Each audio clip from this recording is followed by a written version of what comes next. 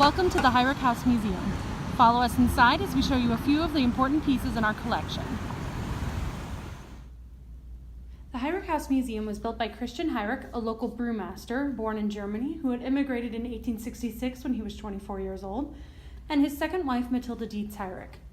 Built as the first fireproof residence in Washington, D.C., it's made of poured concrete and metal and not an internal wood structure. While Christian wasn't afraid of fires, he'd had a series of fires at his brewery located a few blocks south of the house and decided that he didn't want to risk having additional fires at his own home. When the Heurich family decided to build their house in DuPont Circle, they knew that while it didn't have all of the infrastructure needed for a new modern home, it would eventually have it.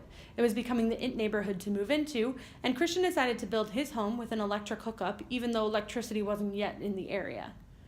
Many of the light fixtures in the house, including this one, are electroliers, which means they have gas chutes on the top and electric bulbs on the bottom. When they didn't have electricity in the house, they used the gas chutes to light the different rooms. And then once they had electricity stable in the house, they would use the electric bulbs to light the house. This allowed them a little more versatility, and while it wasn't exactly fireproof, the family didn't have any issues related to the gas lines and the electric lines running next to each other. This piano, a 1901 Steinway Model C, was purchased by Christian Heurich as a gift for his third wife, Amelia Heurich, upon the birth of their first child, Christian Jr. Originally an ebony black color, it was sent out and repainted by the family. We recently had the piano block replaced and now do have performances that involve the piano with professional pianists performing for audiences in the nearby rooms. This is one of the more unique pieces in the museum's collection. Amelia, who is a bit of a spiritualist, would incorporate Michael, the porcelain doll, into their dinner service on occasion. If there were ever 13 people seated at the table, this was considered an unlucky number. So a 14th chair was brought up and Michael would join the family for dinner. This fountain was added to the family's conservatory in the 1920s, dedicated to their daughter Anna Marguerite, who had died at a young age of 9 months.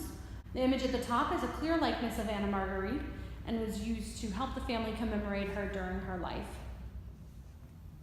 While the Heurich family home was built as a fireproof residence, there were 15 fireplaces placed throughout the house. While they could have been used, there's no evidence that they ever were. The family had an internal coal-fired heating system that heated the house. Because the fireplaces are so intact, some of our collection includes beautiful, pristine firebacks. This one, made by Elihu Vedder, an American artist, features Apollo the sun god.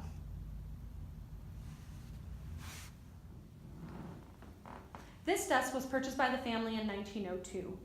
Family lore has it that the desk was made for Ulysses S. Grant to commemorate his second inaugural term and the founding of Yosemite National Park. However, it went into government storage as Grant never actually wanted the desk. The family found it at a government auction, and Christian Heurich, being very sentimental, decided to purchase it.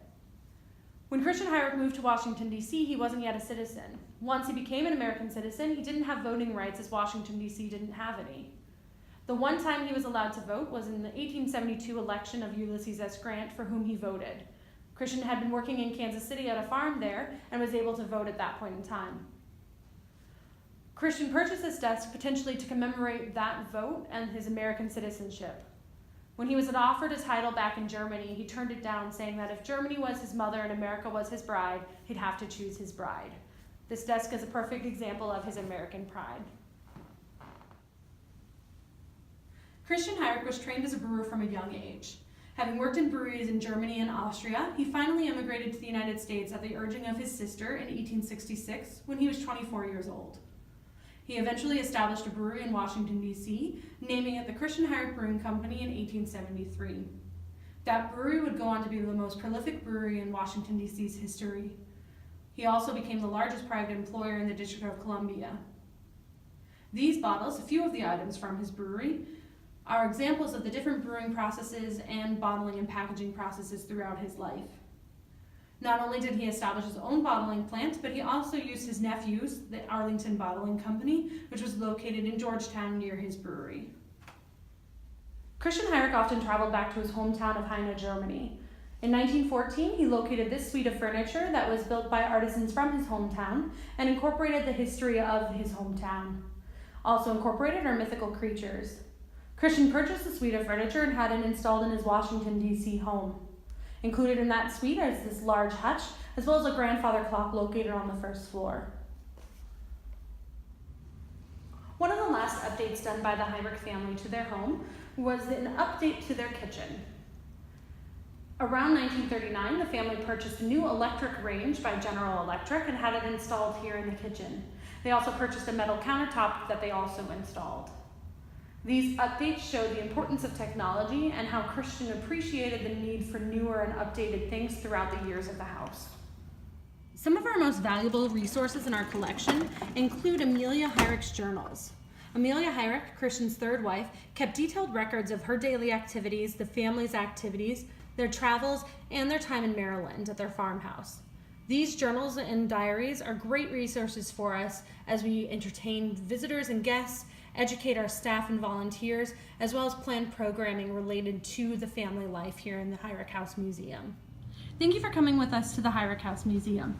Well, these are just a few of the items we have on display. We encourage you to come and visit the museum so that you can learn more about the Heurich family and their legacy here in Washington, D.C.